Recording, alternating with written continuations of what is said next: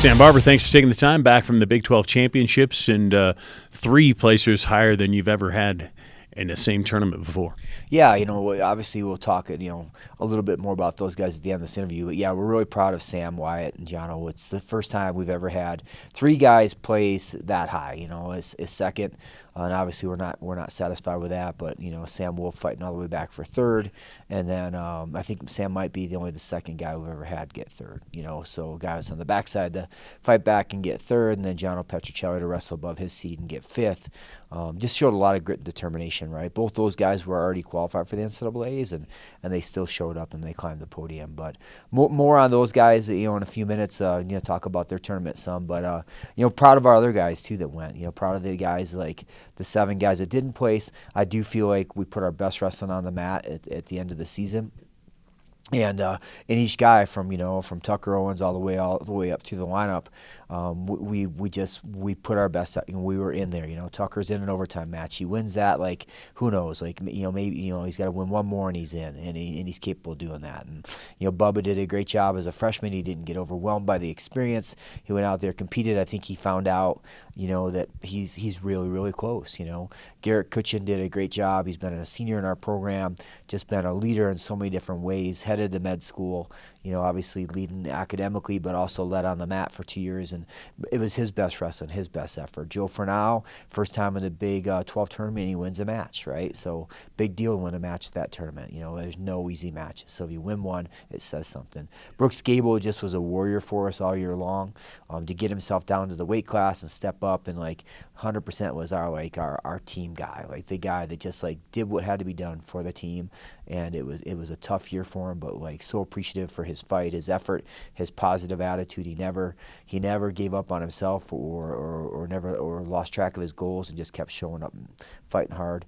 Noah Blake, again put his best wrestling on the mat in the last year. Another senior that's contributed, been a 2-year starter, and grew and got better, and really had a good strong end of the season. Won some dual meets at the end, and got himself ready to go for the Big 12s, and was out there. And then Cal Sun finally, another senior in our program, and just tough, hard-nosed, scrappy guy that went out there and competed, and left it all out there. And he'll be able to look back on this experience the rest of his life, and he'll have no regrets about what he did to prepare and what his effort was there. So to those seniors, obviously we're going to miss those guys, and we got 3 more, and we'll talk about them again more later on, probably in the year. But just our team, I felt like our team wrestled really well and put our best result on the mat in a really, really tough tournament in a competitive environment. And I'm really just proud of who we are and what we stand for and how we do what we do. And you're not the only one. I mean, there was a nice social that was hosted out there. I know you want to thank some people for that. Yeah, we're really, really grateful for the class of 1991. First ever outright conference champions here at the Air Force Academy. They won the WAC championship in 1991, and their commitment to this institution, to this program, from that time when they were here and they did those great things on the mat until now, hasn't changed. And that was sponsored also by the Air Force Regional Training Center. So, but we had a great social. So grateful for that, the class of 91, the FRTC, and we had over 100 people, showing up in Tulsa supporting us. So it just looks way different than it did in the past. We're now traveling with a fan base, and we're going places and people are recognizing it and people are excited about it. And there's a lot of people in the state of Oklahoma. It's a patriotic state. There's a lot of military presence there, and they celebrate Air Force. And, it's just awesome to go someplace and have that kind of support behind you and have those type of opportunities. And for our athletes to know that, right, to know they have that kind of support behind them. I'd like you to break down, if you could, from lowest to highest weight class. Let's start with Jono. Amazing job coming back. I think he may have wrestled more matches than anybody to get to 5th place. Yeah, Jono's just we knew how good he was a year ago, and it's just the cool thing about him now is it's not, the story's not complete, but we're getting to the final chapter here, is that he shatters his ankle last year, and he was on this trajectory last year. He was going to do exactly what he's doing now a year ago, but there's no guarantees, right? There's no guarantees that something doesn't happen again, to be a barrier to you having this opportunity. Well, he's not allowed allowed that, and he's approached this season like, hey, I lost one, I'm not going to lose another, and I'm going to leave it all out there. So for him to wrestle the way he wrestles and compete with the amount of fire, and he's just so talented, and so good in so many different positions, and he's in the conversation, for being on the podium at the NCAA's. But yeah, every single match he has 165. We had the top 2 guys in the country in our conference final, and the guys that are behind that, and he got the rest of both of them. The Oklahoma State kid Nolznik, that guy's a returning All-American, and we're a 1 point match away, 1 point away from taking that match. And Hall is an All-American. So there's 4 All-Americans, and those are the 4 guys in front of him, and he can wrestle with all those guys. For him to come back in that weight class and wrestle above his seed and compete the way he did with those guys, I know he has the confidence now going into Kansas City that he belongs in that conversation to be on the podium. Sam Wolf. Sam Wolf's story too, right? A year ago, he's wrestling this tournament and he's got one arm, right? He's literally out there wrestling with one arm, and he still gets himself into the semifinals and qualifies. But for him now with 2 arms, and he had some stuff in the second half of our season that was slowing him down too, and he's through that, and he's 100% healthy. So to see a healthy Sam Wolf out there doing what he loves to do, and for Sam Wolf, like, he loves the tough matches. The harder they are, the more he loves them, and he's been having plenty of those. So it's great, big deal to get 3rd in that tournament, and I know he's capable again in that tournament. We got Parker Keckeisen, the defending national champion, and Plott, who he's wrestled a couple times, another returning All-American. So 2 amazing guys right in front of him, but he knows he can compete with those guys. And to beat Feldkamp from Iowa State, who beat him earlier in the year, and to do it the way he did it, shows that he's still improving, still getting better.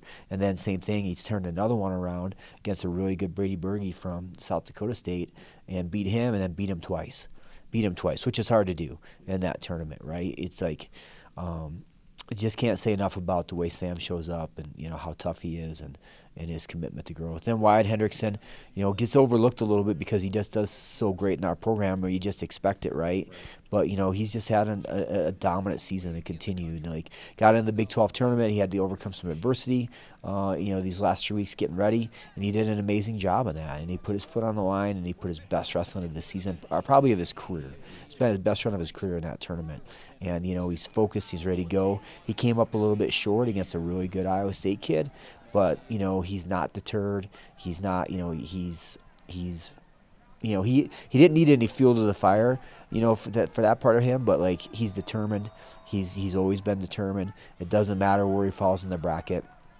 He's 100% capable, driven, and plans on being an NCAA national champion, and that's going to happen for him. I'm convinced of it, right?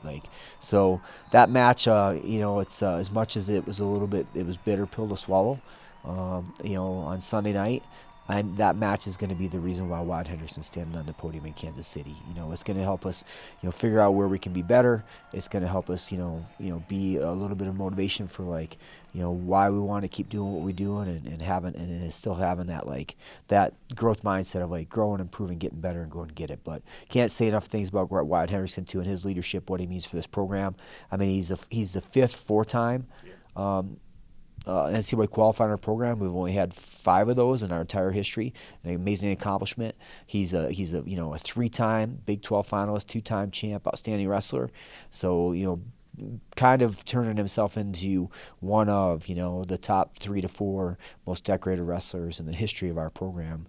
His name will be up there with Don Henderson, Kevin Hoy, Terry Isaacson, guys like that who've been in the NCAA finals, who've been national champions, who've done just an amazing job. So we're grateful for all 3 of those guys. And here's the exciting thing is they're all still going to get better in the next 2 weeks, and they all still got big goals, and we're going to make it happen in Kansas City. Should be fun. Sam, thanks for taking the time, and we'll talk to you for the NCAAs. I appreciate it. Thanks.